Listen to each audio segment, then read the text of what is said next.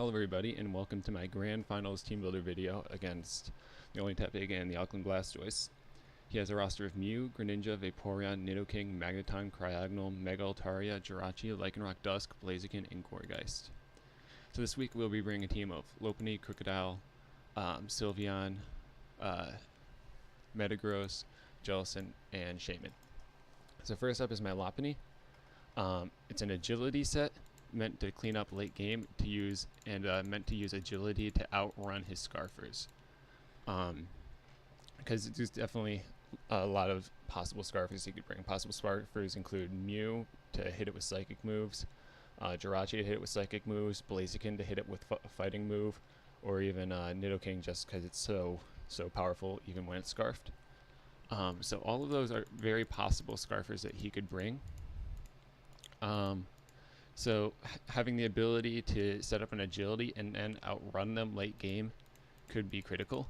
Problem with this set is that it's much more prone to being beaten out by fatter sets later on, so I'll need to get proper chip on fatter sets. These are mainly Mew. Mew I'll need a very solid amount of chip on, unfortunately, either that or kill it. Jirachi I need about 60% on to kill with high jump kick, assuming he's max HP. I don't think he would bring max defense because that leaves you really weak to Shaman. Although his team's weak to Shaman no matter what, but I think that makes him especially weak. And then I have Iron Tail to hit his Mega Altaria. So I need to chip Mega Altaria down to about 50% for Iron Tail to kill. I'm adamant in not outrunning his Greninja, which is a bit ballsy to do. I'm instead speed creeping his next one, Lycanroc.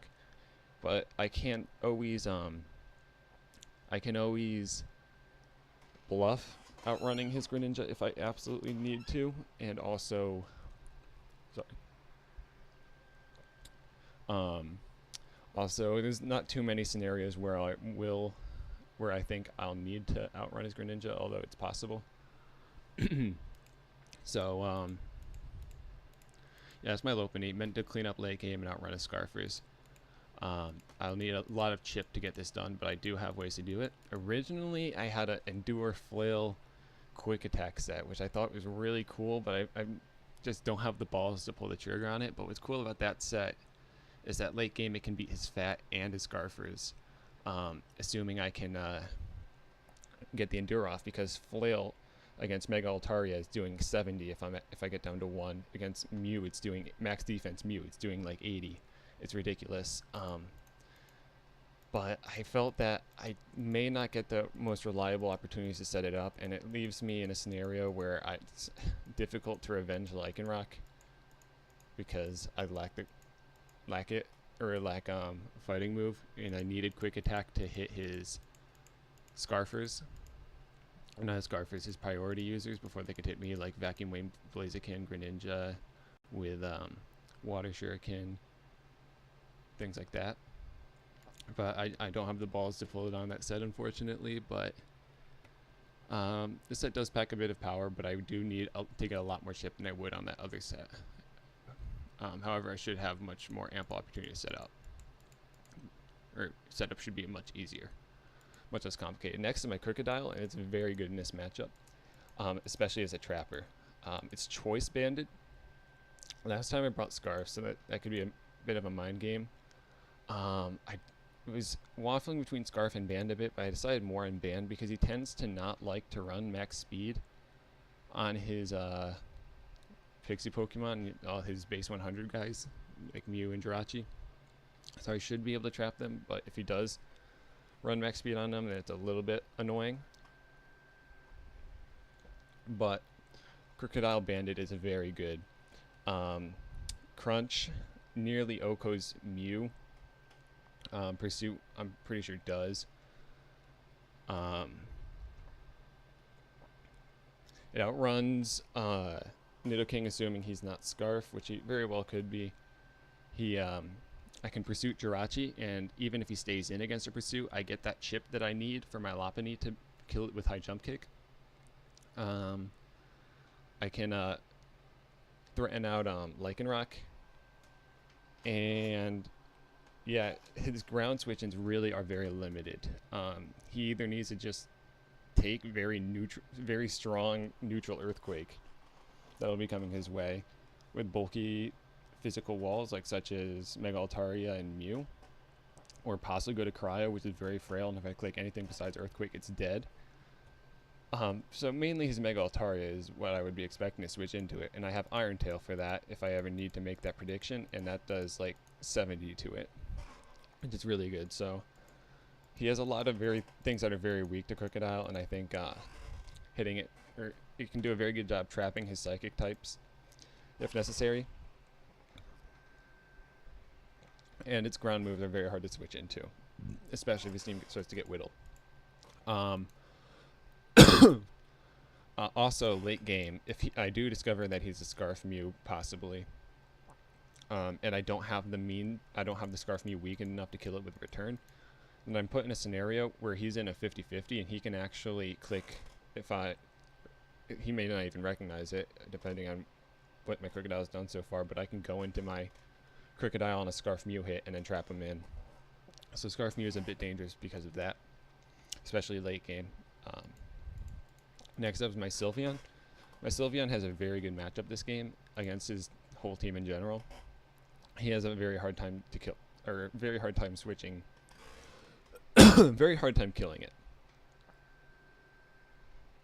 His main ways of doing so are Nidoking and Jirachi, both of which can switch in fairly safely on a Sylveon. So Hyper Voice does a solid amount to anything that's not Nidoking or Nidoking or Jirachi, but I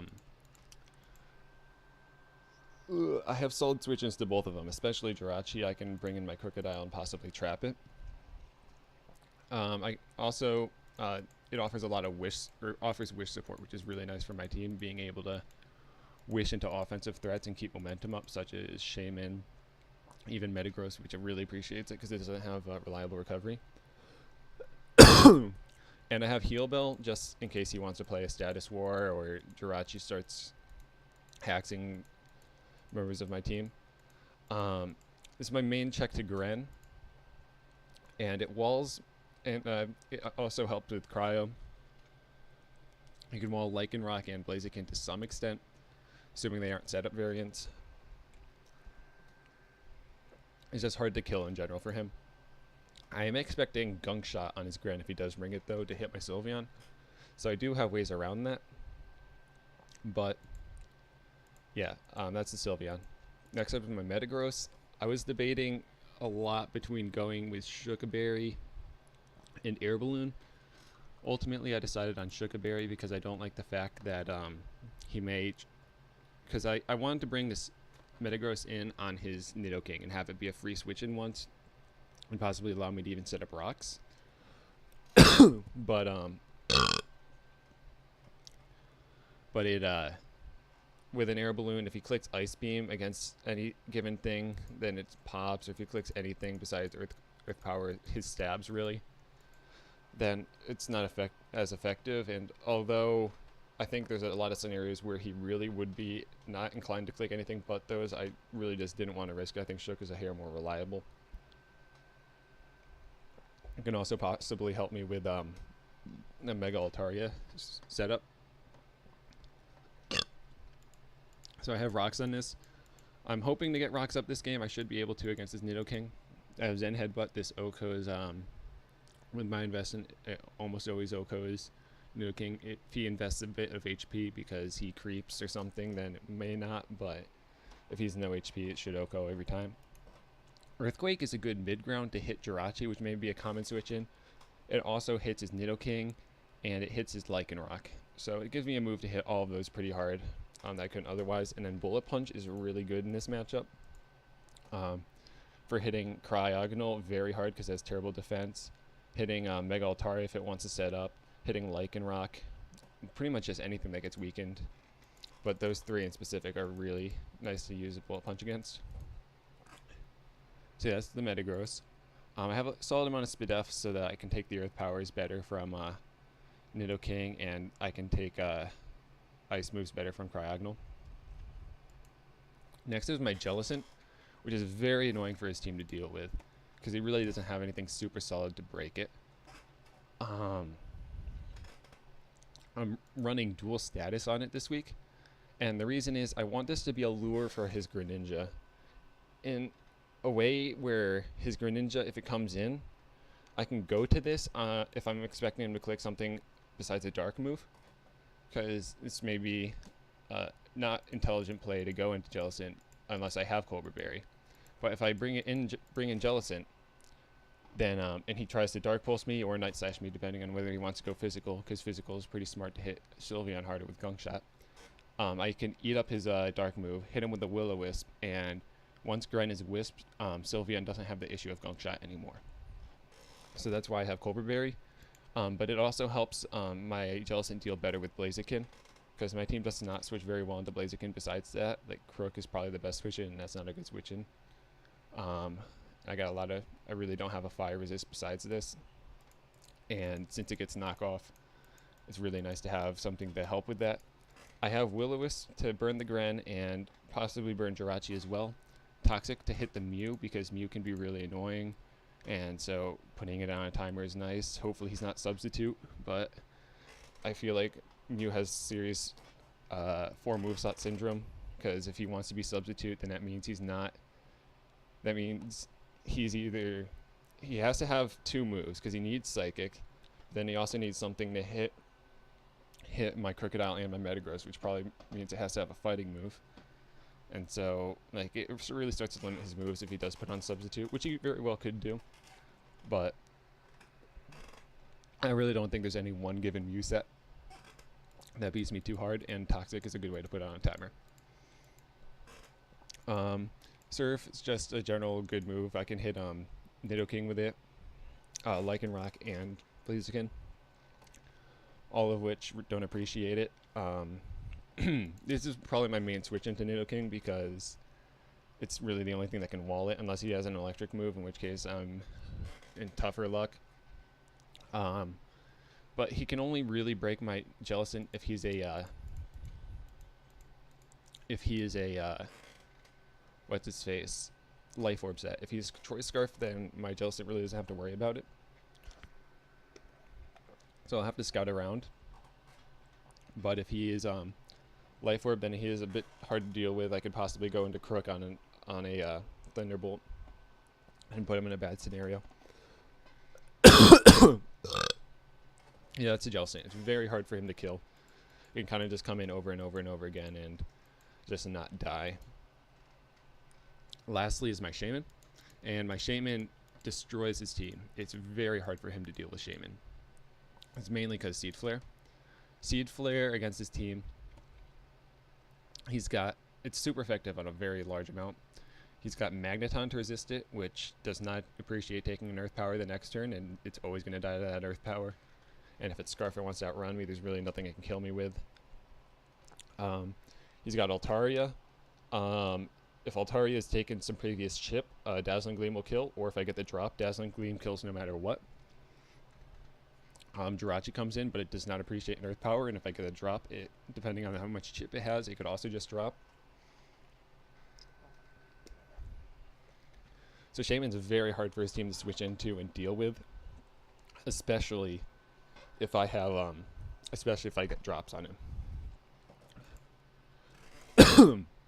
I have the Kibia Berry on so that when I'm faced against a Nidoking, I can stay in, and what this allows me to do is scout to see if he's a Scarf set, always live the hit, and then put him into range where a Jellicent always kills him, where Bullet Punch from Metagross always kills him. Just very advantageous for me to just do that, because it gets me the information and almost kills him. And if I discover he is Scarf, that means my Jellicent walls him easily all game. And if I discover he's not Scarf, then that means he's forced out the next turn, and my Shaman's going to start really ripping into him. Kibia Berry also helps with Gren, meaning Gren can never one-shot this, which is nice. So yeah, that's the team. I really like that the Shaman and Lopunny offensive synergy, because Shaman forces Jirachi in to start taking damage and Mega Altaria, because they're really the only things that resist Seed, or yeah, really the only things that are solid resist the Seed Flare, and those are both things Lopunny really appreciates damage on. Um, and if those start to get worn, it's also very likely he'll turn to his Mew as an answer, because it's really just the only thing with health to take it. And getting damage on that is also fantastic. So I'm hoping to break really hard with my Shaman. Maybe get some traps and break with my Crocodile. And use my 3 fatter members to pivot around. And hopefully come out on top. So yeah, that's the team, and I'll see you in the battle.